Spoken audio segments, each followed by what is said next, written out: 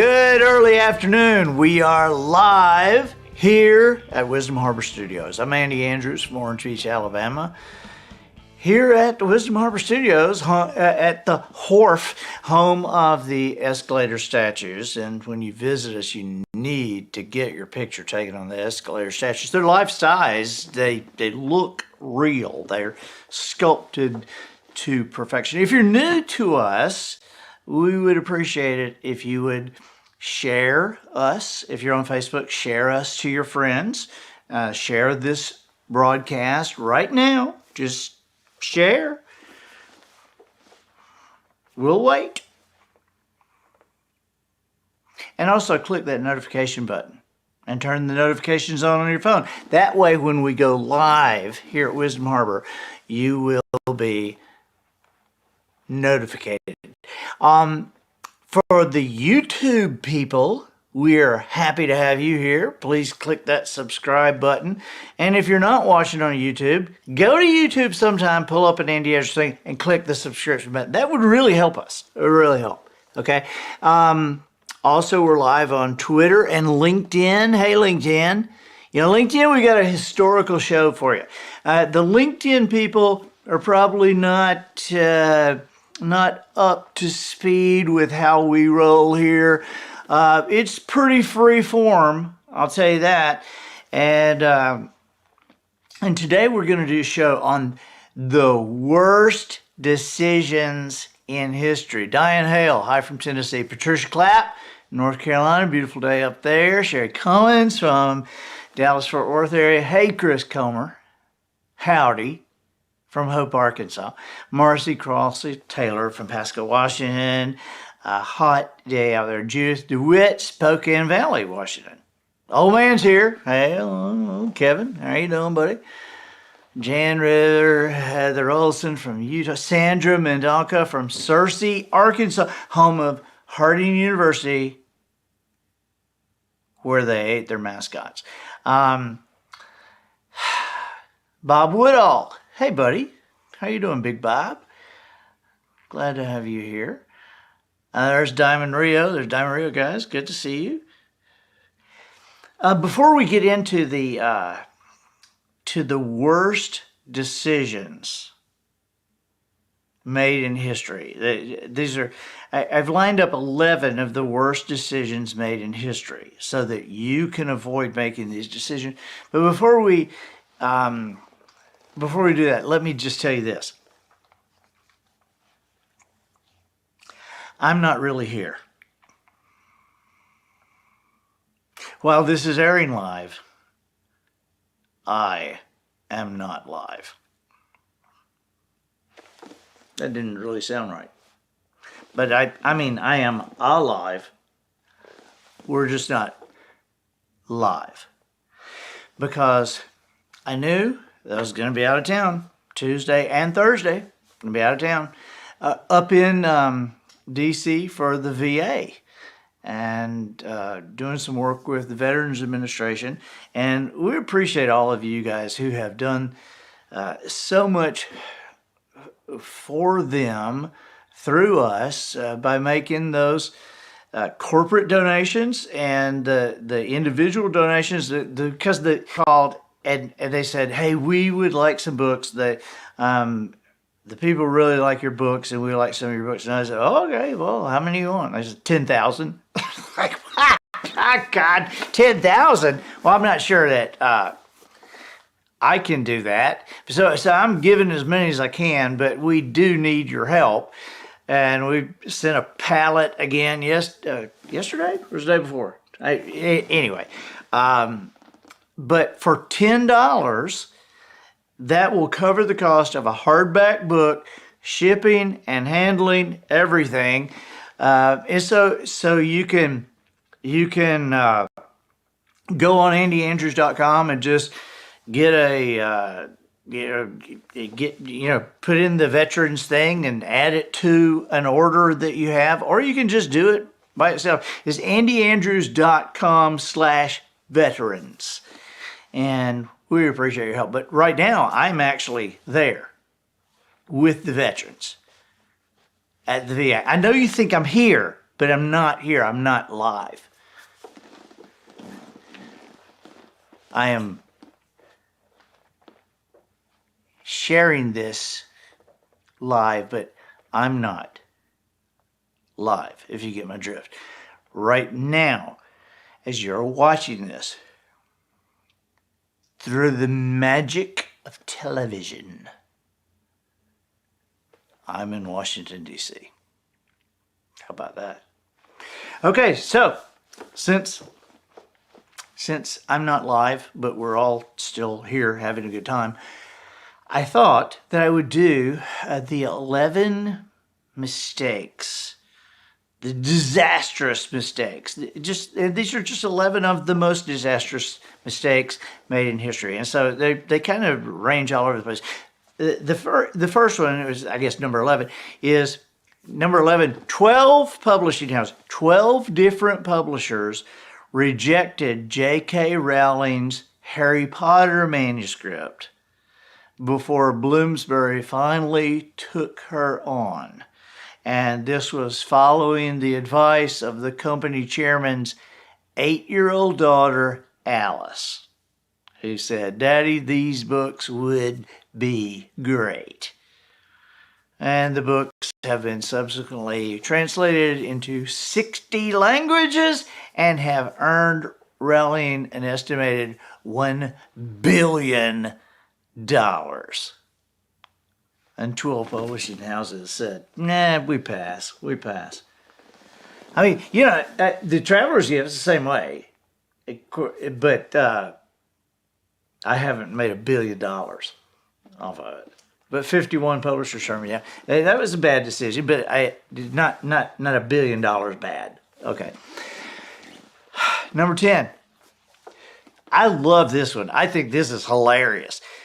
Eastman Kodak, largest camera film company in the world. They invented the digital camera, and they decided not to go forward with it. And instead they decided to stick with film because it made them so much money at the time. So they let everybody else go digital, and they did not, even though they invented it. Oh my God. How stupid. I mean, if I had been there, I would have said digital, absolutely. If I had been the president or CEO of Eastman Kodak. All right, here's number 9. Number 9, at the end of the Crimean War, Russia was weakened and they had very little money, and they knew that England could simply just take over their Alaskan territory if they wished. So as far as the Tsar was concerned, it was just a useless piece of barren land. So he decided, rather than let the British just steal it, he decided to sell it to the United States. And nobody knew about the gold and the oil that lay beneath the land. I mean, if they had, Russia probably wouldn't have sold it, but they did. They sold it for 2 cents an acre. Ooh, that's a bad decision. Oh my gosh, 2 cents an acre. And that was back when 2 cents wasn't a lot of money, okay? All right, number 8. The founders of Google, Larry Page and Sergey Brin, approached another company. The CEO of Excite is George Bell in 1999. And they were looking to sell this search engine, and they wanted to get $1 million for it. That's what they wanted for it. Wanted $1 million. Well, the CEO of Excite, Mr. Bell, he did not accept that offer. He said, "No, I'm not paying $1 million." So they went down to $750,000. We'll take $750,000 for it. And he still rejected it. Today, Google is valued at around $365 billion. Oops! That's maybe the worst decision ever made. Until you consider this one. I think this, you know how Eastman Kodak, they invented the digital camera and then just let somebody else do it. Okay, well, get this. I don't know if you know this or not, but Xerox invented an Alto computer. And they invented the graphic interface that modern computers use. The desktop folders, copy and paste. They basically invented the modern computer in the 70s. But the problem was the people who were in charge at the time were business people without any technical knowledge. So they didn't realize what they had. And they didn't do anything with it. And instead, they just kind of gave it away to universities and showed other companies. And so in one of their giving sprees at a university, they just, Steve Jobs saw it. And within 5 minutes, he realized this was the way computers are going to work in the future.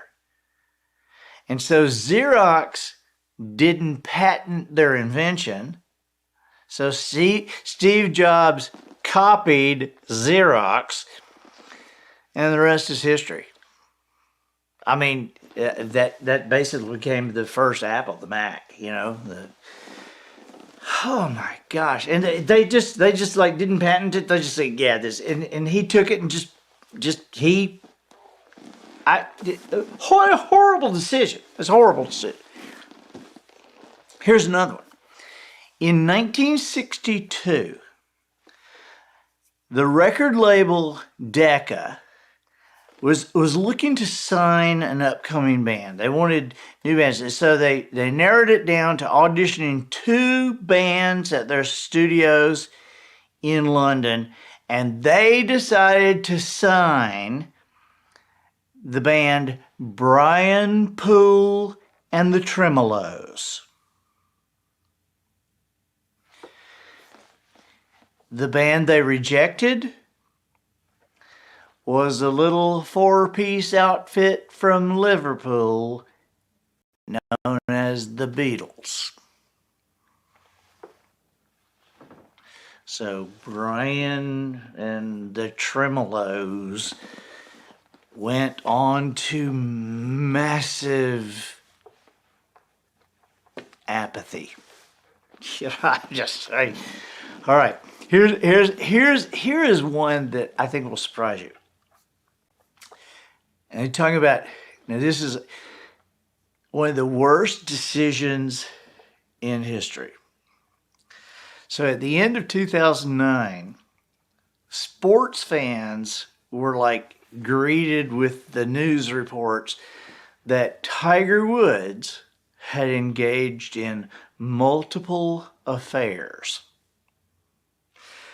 Okay, bad decision, but how did that turn out? How did that decision turn out? If you could put numbers to it, if you could put financial aspect to it, how would that turn out? Okay, he had affairs, multiple affairs. Okay, so the numbers on this is Tiger agreed to a $750 million divorce settlement with Elin Nordegren. $750 million divorce settlement. But the total cost of this mistake was even higher, because if you include the stock loss for Nike, Gatorade, and other sponsors, a professor at Stanford University calculated the stock loss to be $12 billion.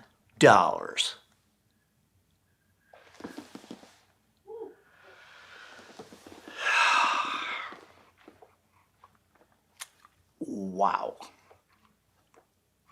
Okay, here we go. Here's another bad decision in history.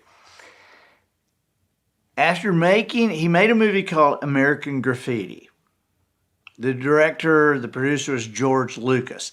And he had a first option deal in place with Universal, who he went to them and presented his idea to Universal for this movie called Star Wars. And then Universal passed on it.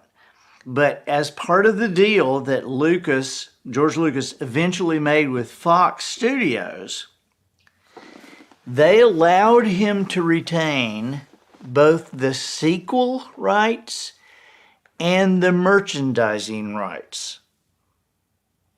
Now, in 1977, to studio executives, that seemed perfectly reasonable, because sequels weren't yet a cultural phenomenon, and franchise movies were not a cultural phenomenon, and nobody really made toys for anything from movies. Even Fox's executives were skeptical about this movie's financial prospects to begin with. But when Star Wars was released, box office people were like shaken to their core, and Lucas was able to make his sequels the way he chose, all while keeping another fortune on the merchandise. The Star Wars franchise is worth $6.5 billion. Yeah, you can keep the merchandising rights. Yeah, you can make another movie. If you want to make a sequel, yeah, go for it. Wow, that was a bad decision. Now, I love this one. Because this just seems like something eggheads would do. In 1999, the Mars Climate Orbiter was programmed to perform a number of tasks to measure Mars' atmosphere and their climate. And it was also going to be the communications relay for the polar lander. NASA was looking to gather never before collected data about Mars. But when the orbiter was launched, it disintegrated in the very atmosphere it was sent to analyze. And a group of engineers at Lockheed Martin had used imperial units of measurement to build the Mars orbiter, but the rest of the team working on the Mars orbiter used metric. So the use of two different systems caused the spacecraft to approach Mars on a trajectory that brought it too close to the planet, and it disintegrated as it passed through the upper atmosphere. The mistake cost NASA approximately $125 million in 1999. Working on the same project, half of them are using one way of stacking, using metric. Really? And see, that is why, to me, there's always been this, do we go metric? I have always supported the metric system. Yeah, I support the metric system every inch of the way. Now, here's another. Just before the Titanic, we've mentioned this on another show, but just before the Titanic sailed from Southampton, England to New York on April 10th, 1912, its operators replaced the second officer, David Blair, with a more experienced watchman, Charles Lightoller. But Blair never got around to giving, and Lightoller never got around to asking for, the keys to the locker that contained the ship's binoculars. So the Titanic sailed on its maiden voyage with lookouts who had no binoculars. Now, astonishingly, at no point during the days-long voyage before disaster struck did anybody in charge figure out that binoculars might be necessary for the lookouts. Or if they did, in an even more astonishing display of stupid priorities, they did not deem the safety of the ship worth breaking the lock to get the binoculars. 4 days into the Titanic's voyage, around 11:40 p.m. on the night of April 14, 1912, a lookout spotted an iceberg in the ship's path and alerted the bridge. The officer in charge ordered the engine stopped, and the ship steered around the obstacle. Unfortunately, given the distance, they were already close to the iceberg when the alarm sounded, and the Titanic's speed at the time, the ship's mass, disaster was inevitable. And so basic physics made it impossible for this mammoth ship to maneuver away in time to avoid a collision. So this unsinkable ship, the Titanic, struck the iceberg and sank. Of the 2,224 passengers and crew aboard the ship, over 1,500 lost their lives, making it one of modern history's worst peacetime maritime disasters. And in the subsequent investigation, the lookout testified he would have spotted the iceberg sooner, and the ship would have had more reaction time to steer away from a collision if he'd only had binoculars.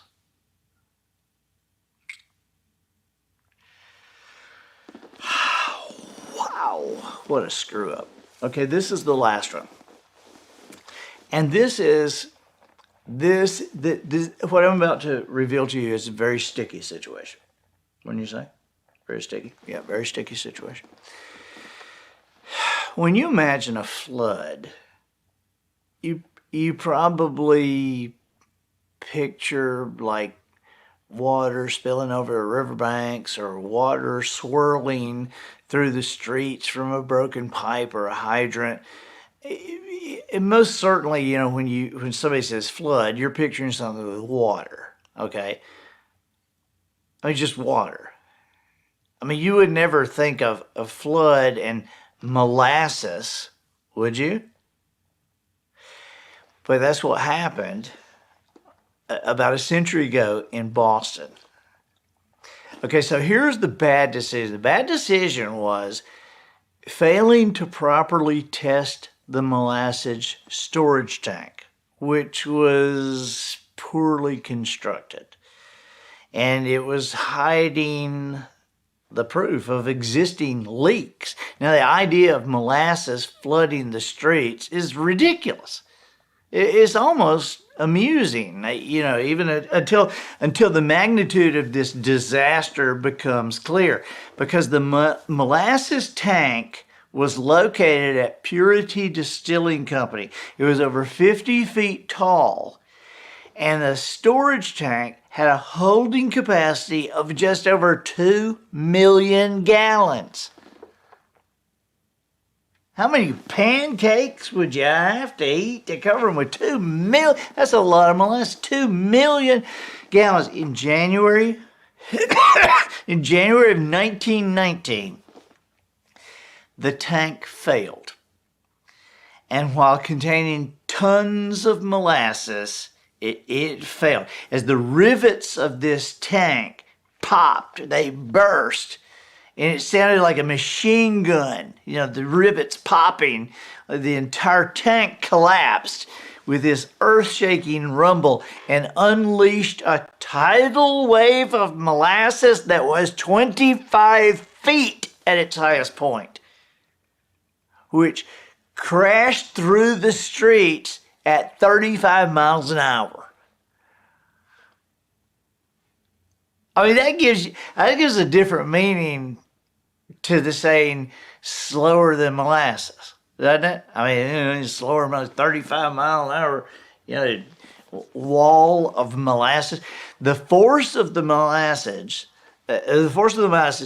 damaged nearby buildings and shoved them right off their foundations. I mean, it just took them off, and it tipped a railroad car off the tracks. The area was flooded with a depth of up to 3 feet of molasses. And people and animals who had the misfortune to be in the flood zone were like struggling and swimming, thrashing, trying to escape this sticky liquid.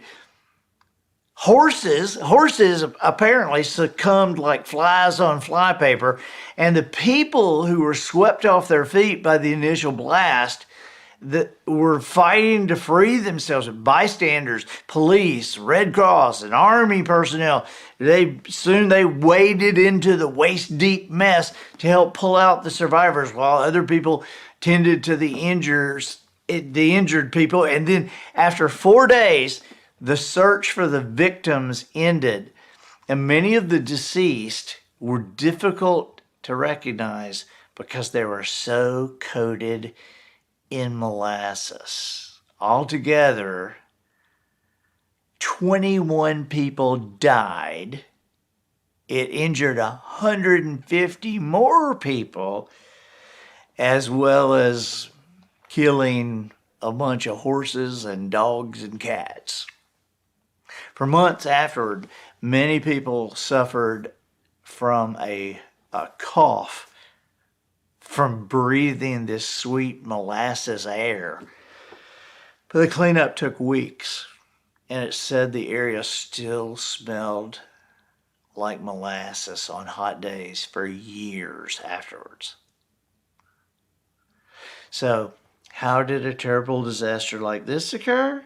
It probably has to do with the molasses itself, which can be fermented to produce rum, which means that fermented molasses can contain ethanol, the active ingredient in alcohol, and outside factors such as the air temperature surely played a role. The temperature rose significantly during a short time period and would have assisted in raising the pressure within the tank.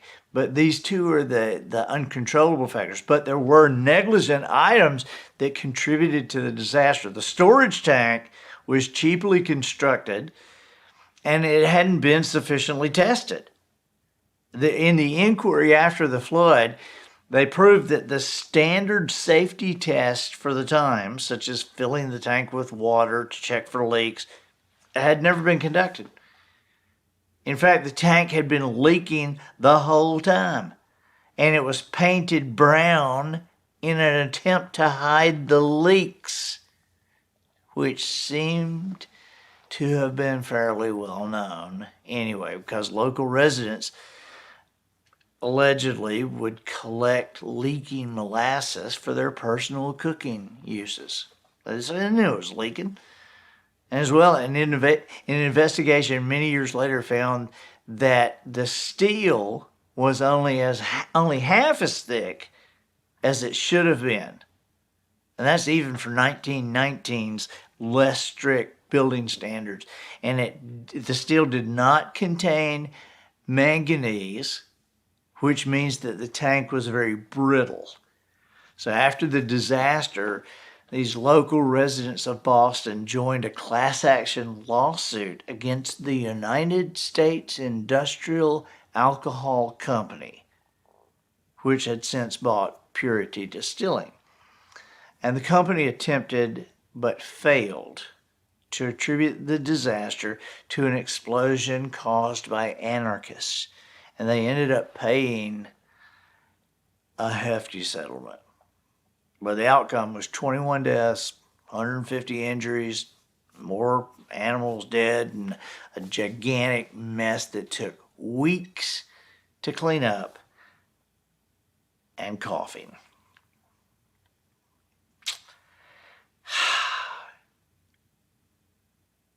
I have a hard time imagining 2 million gallons of molasses sweeping through the streets at 35 miles an hour. I guess you're in the street. You were gone. There's Mrs. Butterworth just like flying by you, you know? Oh my gosh. Well, thank you for being with us here. And thank you for participating on the Blue Plate Special, even though I am not really here. I appreciate you being here. And I will see you next week.